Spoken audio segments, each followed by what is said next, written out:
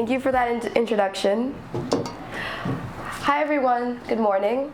It's so great to have this opportunity to be here and to talk to you all about what endurance means to me.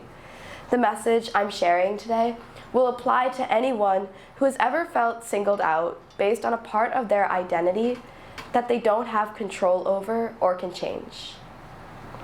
In states that tend to be typically not so diverse, like New Hampshire, the fifth whitest state in America, these kinds of microaggressions tend to come up a lot in day-to-day encounters towards people from underrepresented groups. While these instances are so prominent in day-to-day lives, they're still not spoken about, which is part of the reason why I'm here today, but the main one being how I realized that in order to be able to rise above these negative experiences, one needs to alternatively explore how they can serve as fuel for personal growth, ultimately building endurance. Merriam-Webster defines endurance as the ability to withstand hardship or adversity.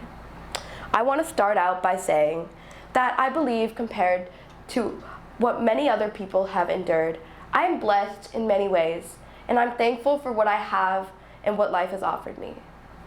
Having said that, I don't want to minimize my experiences and what I had to endure, especially because of the many, many people who have gone through very similar things that I have. The stories I share today are my personal experiences. Sorry. And I recognize that other people's experiences may look different. Before I share, I think it's crucial to first discuss what a microaggression actually is and the many forms it can take.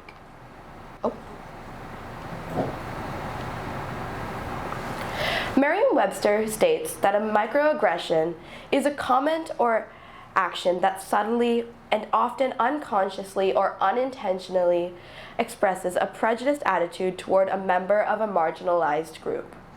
In my experience, this doesn't quite cover the extremity or full extent of how microaggression can manifest in our everyday lives.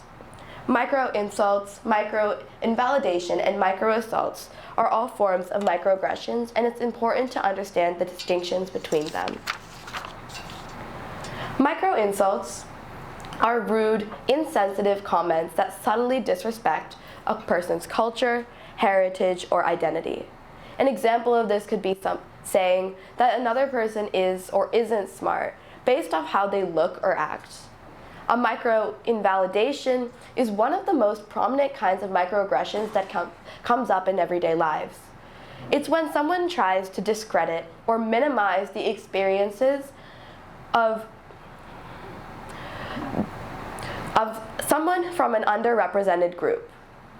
Micro-assaults are usually the most obvious to spot, but often the person performing them doesn't quite understand the harmful effects of their words or actions. These are deliberate, intentional slights or insults that are meant to hurt the intended victim through name-calling and other discriminatory actions. They usually end with, "I was only joking." When I think back on the times I've faced microaggressions, a surprising amount of them took place on the elementary school playground. Like, I'm in the 3rd or 4th grade. One of my friends asked me to teach them some Indian. Okay, what kind? I'm not gonna promise much, but what kind? I mean, I see where they're coming from. Like Italian, Russian, British, they all follow the same pattern. Naturally, India should follow the same one. This may seem pretty insignificant to most, but to a kid who's already one of the 3 people of color, so obviously I already look a little different than all the other kids in both appearance and stature. It's just another reminder that I would never really fit in. I mean, I never once saw anyone ask little Jimmy to teach them British. The next few stories took place pretty recently in the past couple of years, and I'm honestly still shocked that these actually happened. Because when they happened, it was like, there's no way this person is being serious. But then you realize that they are, and you don't know whether to laugh or to be concerned. Has anyone ever experienced this before?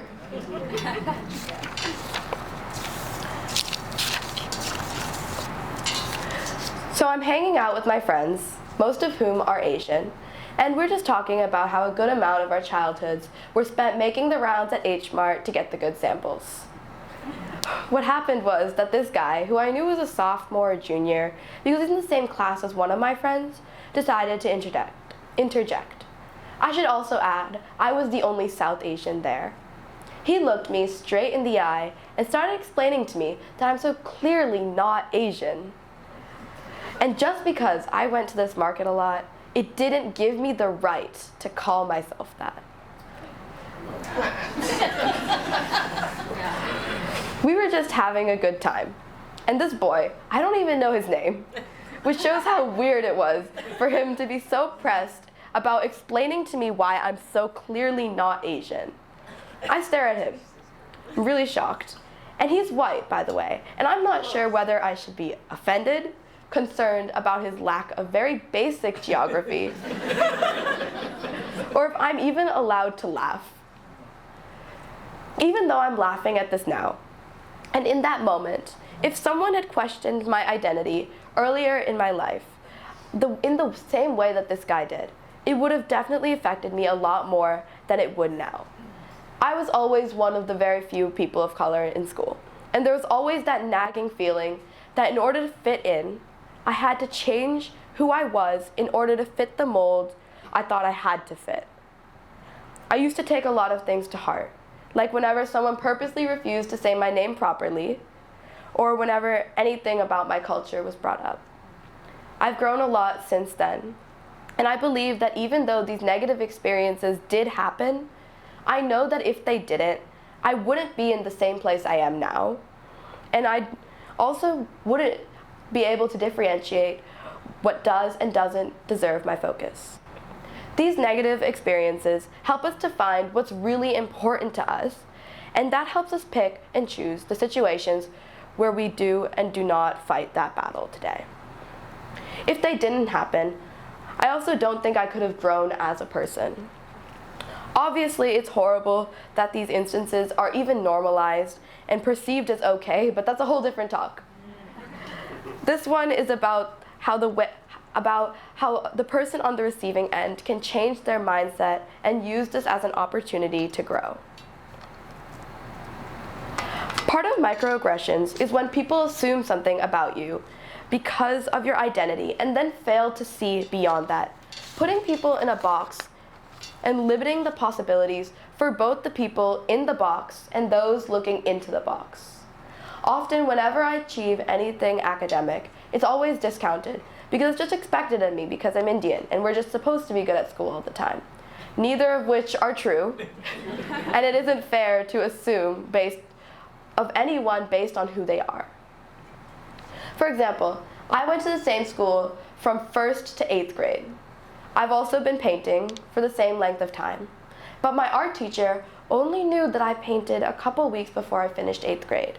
And this was only because one of my teachers saw a photo that my mom had posted on Facebook. I was only ever recognized at school for academic-related things, while my peers got recognized for music, art, and other non-academic things along with academics. These kinds of assumptions place an unnecessary amount of pressure on someone to succeed, and can be especially difficult for anybody, regardless of their age's mental health, let alone putting this kind of pressure on a young person. Younger people already have so much pressure to succeed from school, extracurriculars, sports, social lives, and adding this on top of it makes it so much worse. When I got into Phillips Exeter Academy, my dream school, somebody I knew came over with these cupcakes saying, "Congratulations." How nice of them, right? Well, it wasn't. This adult woman says to my mom in front of me and her kid, quote, "You must be so proud that the school is admitting based off of diversity and accepted her," end quote. The bias displayed assumes that I don't have the skills or personality to be accepted by PEA, and that makes another assumption about me that I'm nothing more than the color of my skin. For the sake of time, that is my last anecdote for this morning. I believe that endurance is not always something that you work to build. Sometimes you subconsciously do it in order to survive, or in my case, to be as least visible as possible, and just fit in. But being forced to build endurance isn't always bad though. Yeah, it's obviously not fun during it, but in the end, after the experience, you come out mentally stronger, now with the tools to 1, deal with it when it happens again, which it most likely will, and 2, find humor in the situation. Pro tip, laughing at the situation in front of the person, especially when they're intentionally trying to make you feel bad, it really throws them off a lot. I'm speaking from personal experience. Today I've only shared a couple of the more pointed things I've faced. But these were not the only times I've faced throughout my entire 15 years. After having dealt with these before, as you can see, I'm finding humor in some of them. And not because they happened, because them happening is bad and really horrible, and I wouldn't wish that upon anyone, but rather as a way to rise above and not let them get to me, which is one way of building endurance against these kinds of situations. These experiences have forced me to mature as a person and flex these endurance muscles that help me out when it happens again. And also know how to react when I see others in the same situation. Today I have focused a lot on microaggressions based on race and towards underrepresented groups. But I feel it's important to also say that microaggressions can be towards any groups of people. I'm not here to share a sob story, and I don't want anyone to feel bad for me. What I want from today is for change to happen. I have 2 big things that I want you to take away from my talk today. When we put people in a box, we limit the possibilities of that person, but also for ourselves, and we miss out on knowing somebody in a different way. And 2, sometimes life puts you in hard situations intentionally so you can get through it and come out stronger with more wisdom and humor on the other side.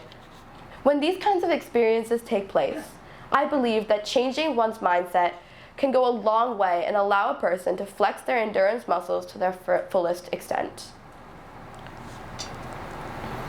As I close, I want to leave you with one last thought. Microaggressions are just words and actions if you don't pay attention to them. But you can't always just ignore something, because that just means that you're accepting this behavior, and that's also not good. I've learned to pick my battles wisely, and to ask myself these 2 questions. If I say nothing, does it mean that I'm okay with this behavior? Or is this something that they're saying just because they're bored and have nothing better to do? If I respond, am I just playing into what they want? If the answer to the first is yes, then I decide that's time for me to say something. But if the answer to the second one is also yes, I decide that this isn't a battle for me to fight today, and just say something that's the opposite of what they want. The second part is the part that can be pretty funny, especially when you've completely shocked them. An example might be, "Oh, I'm not Asian enough for you? That's crazy. I'm sorry, I'll work on that."